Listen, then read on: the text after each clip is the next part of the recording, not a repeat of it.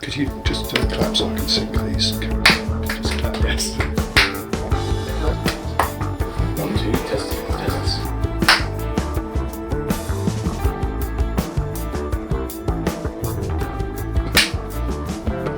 Bang!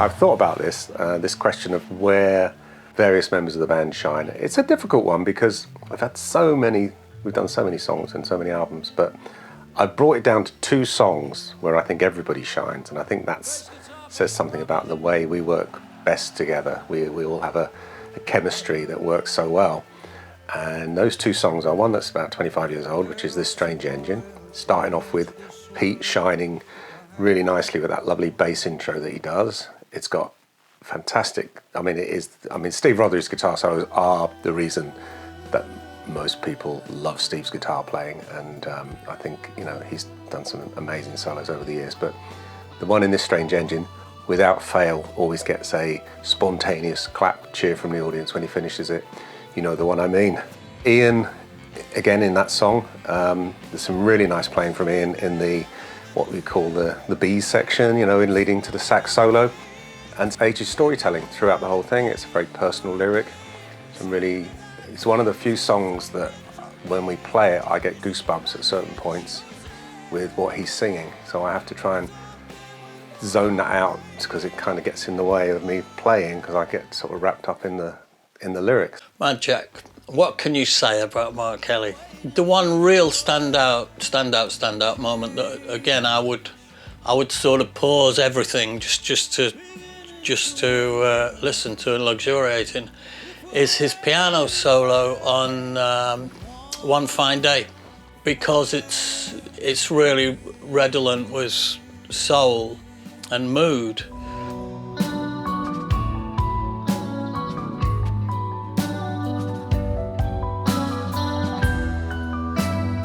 Mark isn't always the most redolent of soul sort of people. He tends to be very front brain. Here's an amazing chord, followed by another amazing chord. Let's have another amazing chord, and then I'll maybe play this, this quite fast keyboard solo. And he's very, very good at it. But for me, that moment in One Fine Day is just, is just wonderful. He shines ever such a lot. Just his arrangements, his orchestral arrangements, stuff he does. It's usually after the event of recording, I'll sit down and listen to tracks and suddenly realise what a major part Mark is playing in the whole Marillion sound. Extraordinary stuff. Outstanding moments, well, the things he's done on An Hour Before It's Dark, Care, just his ideas of orchestration. And his sounds are all original. Fab. Probably This Strange Engine. His solos in that, I think, a lot of fun, a lot of, whittle and diddle.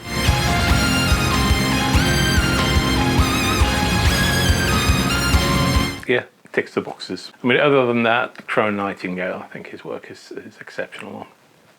First of all, I'm going to say the thing that I really like about Mark, and is so unusual, is the way he looks at playing.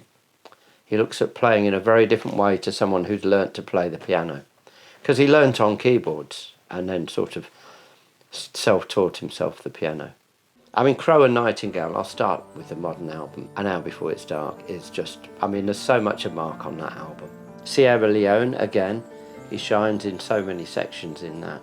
Hard on Yourself, there's a lot of Mark in that. The choir sections at the beginning, before we get the real choir involved, that was all Mark's doing as well. Because the thing about Mark is his choices of how he plays, but it's, he's got all the disposal of all of the synths, because he grew up on synths. He's very, very good at getting amazing sounds. New Kings, El Dorado. The only unforgivable thing, actually, that was all Mark, and that's quite a big thing. That just shows his depth, really, of what he can do.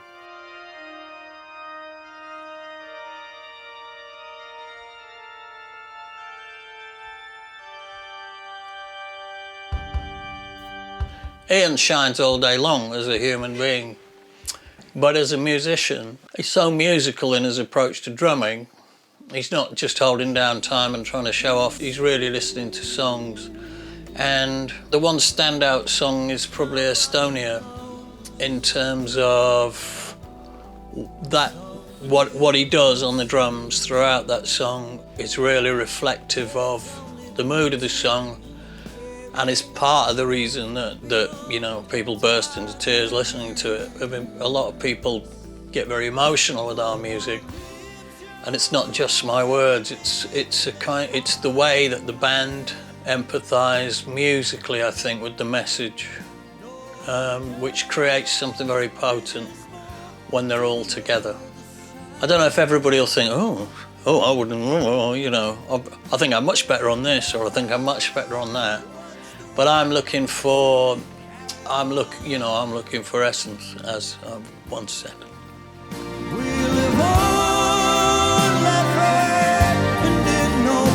Oh, no, that's a tricky one, really. I mean, going all the way back, one of my favourite performances by Ian and Son, Emerald Lies, all the way back at the Fugazi album. But there's so many great moments throughout the records, it's hard to pick out one, but probably Invisible Man, on a more recent, like in 19 years ago kind of type way. He just shines all the time, really, Ian, because he's such a musical drummer. And it's so unusual. Drummers usually these days, they kind of want to impress and they want to play fast, and it's almost as if they forget about the song that they're playing, to my ears. And Ian is just really, really musical. But the minute he joined the band, you know, there was a massive step up. We clearly needed to get better at our instruments, and it was Ian that kind of pulled us up really to the level of performance that we kind of aspired to. I mean, one of the things he really shined in is there's a section in Brave called Mad, and that was all kind of Ian. Ian's just when he goes around the kit and plays these powerful kind of African or pseudo-African kind of rhythms, it's a really, really big sound. That's the other thing about Ian, he's got a very big sound. And he fills the sound out with so much stuff. And another example would be the second half of Thousand Faces. But there's Gazpacho, there's New Kings, various sections of New Kings, where we change time, or we just change rhythms. I'll tell you what Ian reminds me of. He reminds me of Ringo Starr in that documentary that's just been out recently.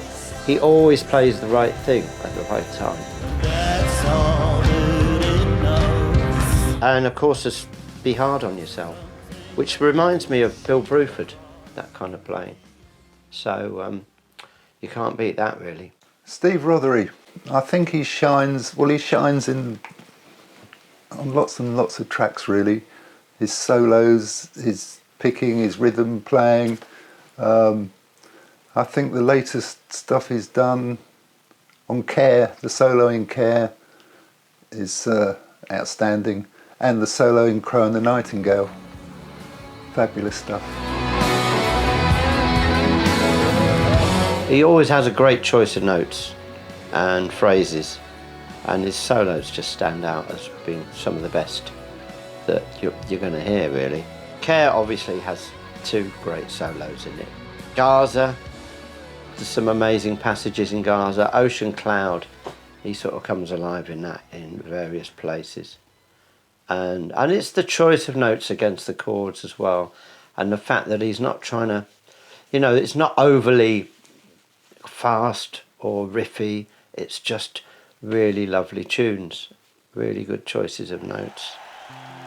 El Dorado, lovely bits of work. That also features him playing acoustic guitar at the beginning, because his acoustic work's very good, very strong on that. Levers, The Great Escape as well. Strange Engine, there's an amazing solo towards the end of Strange Engine, which I just love. My favourite is guitar solo 2 in this Strange Engine. That's the one I I personally always just take a little moment to sort of enjoy and listen to when we play it live. I think that's the best thing he's ever done.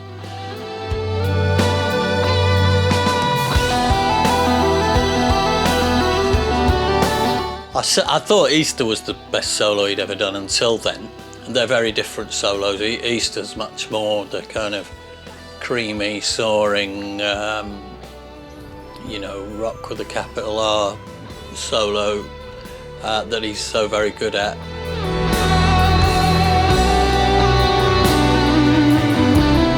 It was a first take, actually, when we first recorded it, and it was a demo. And we had to persuade him to learn it almost note for note, because it was like, no, you've got to play it exactly as we remember it. But we persuaded him to do that, and it is just a great solo. So it just shows the amount of talent, really, when you can just come up with a solo like that just in one go. But solo 2 on this Strange Engine is out there on its own. There's a lot in that solo, there's various different techniques, not that that really matters to me. It's all about feeling, and it just has the most wonderful feeling. So that's, for me, that's, if there was a moment in our career that I'm going to just sit back and listen to him play, that would be it any night. Pete Trewavas, what can I say about Pete? He makes me sound good. He's a full-time musician, 24-hour musician.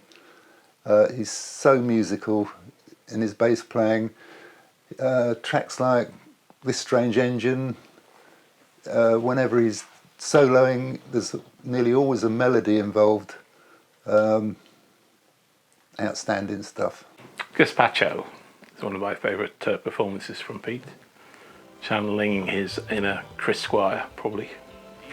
Well, Pete shines all the time as well, really. He can make even the most mundane bass line creatively interesting. He's a brilliant musician.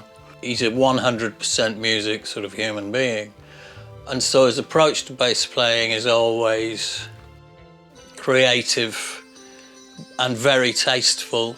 He doesn't just play a lot of notes for no good reason, but at the same time, he doesn't just plod. He's always doing something creative. The outstanding things probably for me over the years were probably, I mean, interestingly enough, right at the very beginning was what he did on Holloway Girl, when he was scratching the top, scratching the top of the strings, which then became the sort of rhythmical bedrock for the song. Most unusual, you don't really see bass players doing that kind of thing. The pulsing chords on Go, that again became the skeleton of Go that we then worked around when we were writing the song. That's really extraordinary. You don't really hear other players doing that. But my favourite moment, oddly enough, is just before Rothery plays that solo on This Strange Engine, when I'm singing Oh Mummy Daddy, Will You Sit a While With Me? That section, the intro to that section before I sing, where he's just playing little notes and harmonics, and they're so visual. So they're my favourite moments, but I'm sure there's hundreds more. Steve Hogarth, vocals, Marillion. He shines every performance he actually does is from the heart. On the last tour, the whole of An Hour Before It's Dark, the emotion he puts into it, and his heart and soul, it's just outstanding.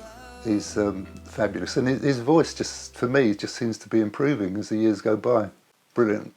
It kind of comes down to my favourite performance of Steve's, really. I mean, he's, amazing performance on all the records, but probably Beyond You is my favourite of his performances. It's such a lovely song, and I love that kind of understated way he sings it.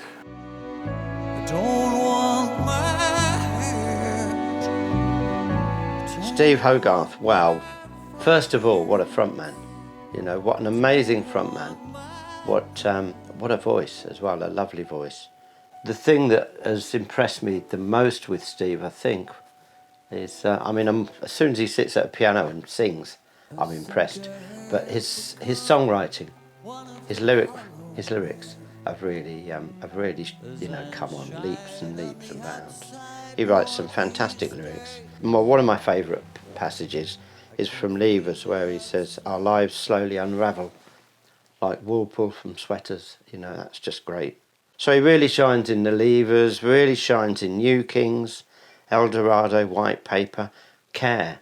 I mean, when we see, when we end the show with Care, and you see all the people, with tears in their eyes, shows you the emotion in the lyrics, and paired with the music that it's been, that we weave around the lyrics and his choice of melodies. It's a very powerful thing. At the end,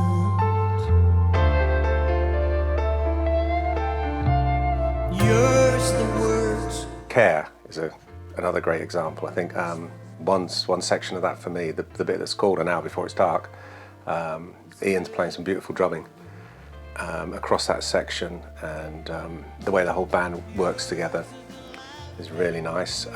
Pete's bass playing at the beginning of that song is a little bit different from what he normally does, but great bass playing, and this fantastic guitar solo from Steve Rothery. Again, I think it's in the following section. I can't remember what it's called now.